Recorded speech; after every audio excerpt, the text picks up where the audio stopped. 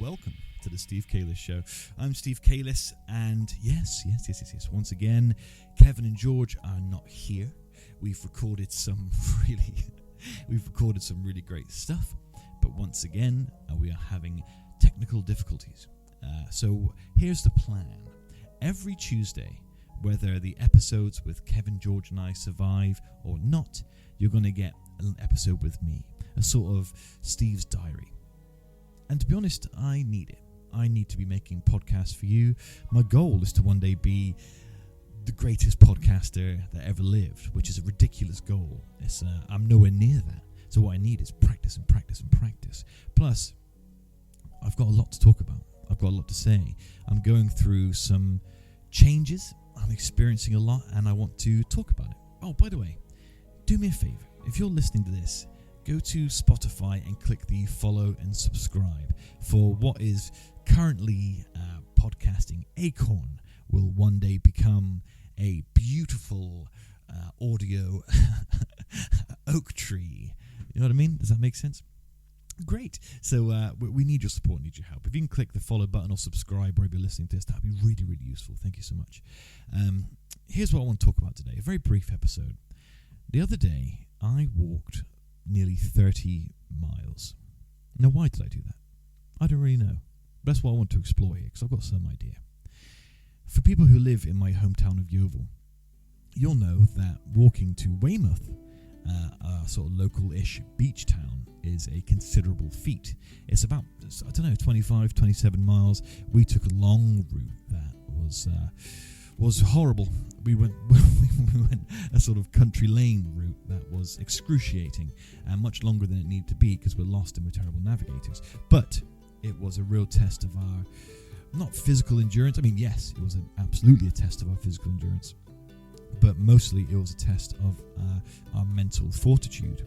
I left Yeovil early morning, about say 6:30, 7 in the morning, with one of my closest friends, Tom, and we set off on this grand adventure.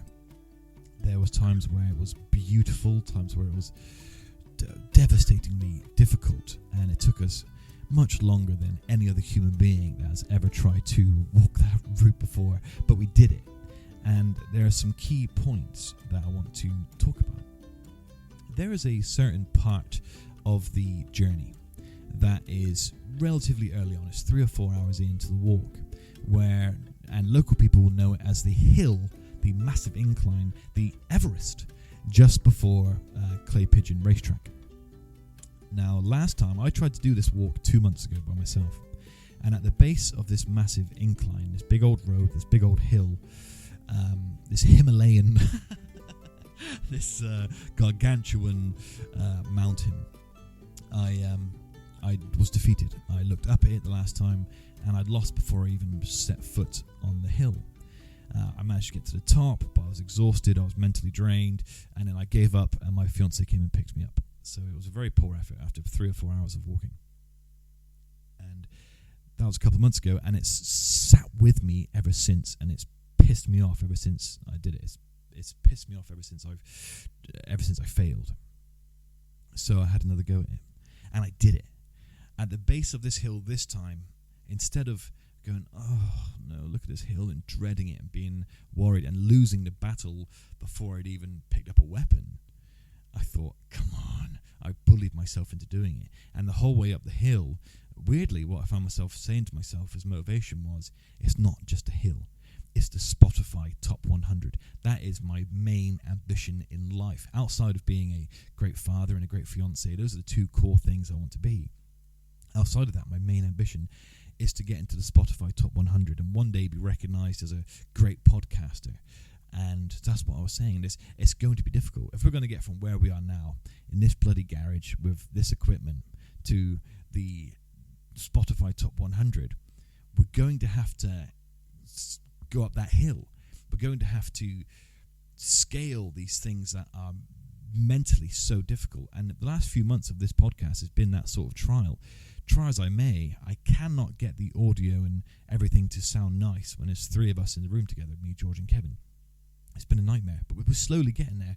But I know now, because I managed to walk to Weymouth, out of shape me, managed to walk 30 miles and push through these mental barriers, I now know I can do anything. I can do anything. I've just got to take a breath, believe in myself, and just go. Just go. Just fail if you need to. Change my relationship with failure.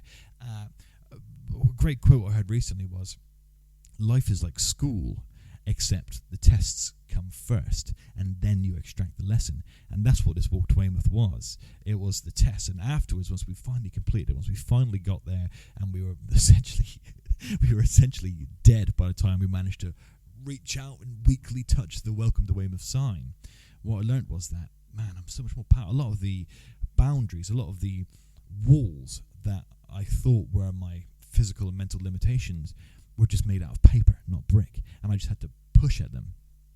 And so it made me more sure than I've ever been that one day we will be one of the top podcasts in the country. I don't know what the show will look like. I don't know what it takes to get from here to there, but I've got the determination to do it. I've got the drive, and I've got the passion, and now I've got the belief in myself to do it also. So I learned a lot about myself because, I mean, to be fair, becoming a father was the start of that journey, because there's depths of patience and love and endurance that I've had to learn about myself just to be a good father and to be the kind of man that my fiance needs me to be in this sort of dynamic. So I'm changing.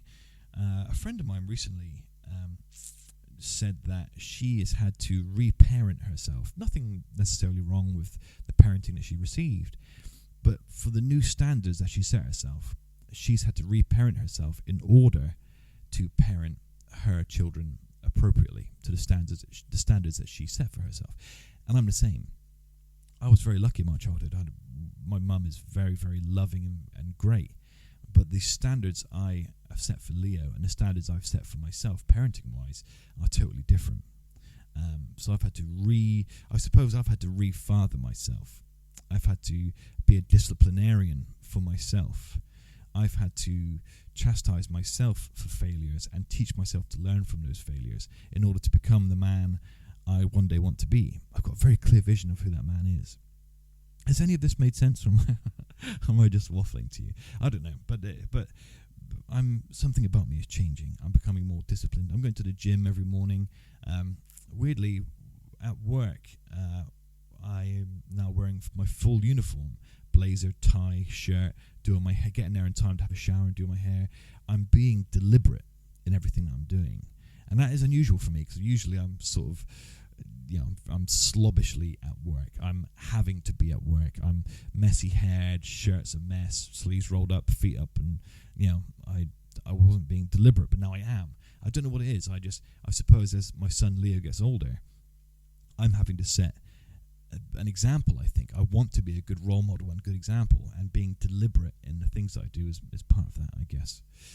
Well, that's sort of what I'm going through. If any of that has made sense, then please feel free to reach out, because I'm confused at the moment, but feeling very positive. I'm not. If I fall short some days or some hours of the person I want to be, I'm not too harsh on myself. I say, okay, that was a failure, but it's because of this, and tomorrow we'll go again. And I'm slowly becoming better, I think, a better fiance, a better father, a better employee, a better podcaster, a better friend. Maybe I've got some work to do there as well, because I've become so self-absorbed with my family life here and this garage with the podcasting that I haven't made a lot of time for anybody else, but I will. I'm just trying to finally live up to my own potential, I think. Well, anyway, thank you for listening to that that rambling. I needed to sort of get that off my chest.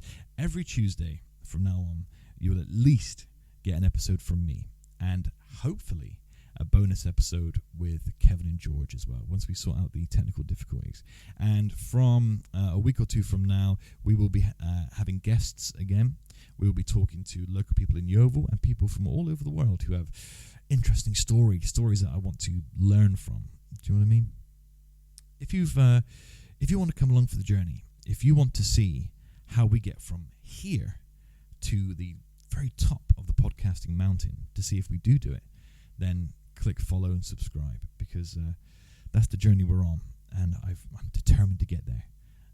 So thank you for listening. I do appreciate it. How are you doing? Are you okay? Are you happy? Feel free to reach out on Facebook and Instagram and Twitter. Just look for The Steve Kalis Show or Kalis Media. You'll find us there. I've really missed talking to you. I really have missed talking to you. And that's why every Tuesday from now on you'll get at least one of these sort of Steve Diary episodes. So you take care, and I will see you next Tuesday. Do I need a proper sign-off? And that's the way the cookie crumbles. No, I won't do that. I won't do that. And anyway, you don't even care about these episodes, do you? Oh, we love Kevin. We love George. Yeah. Well, you're stuck with me until I can sort out the technical difficulties. Well, thank you for listening. I appreciate it. You have a good day. Be deliberate. And reach out to us if we can be of any assistance whatsoever. Thanks, guys.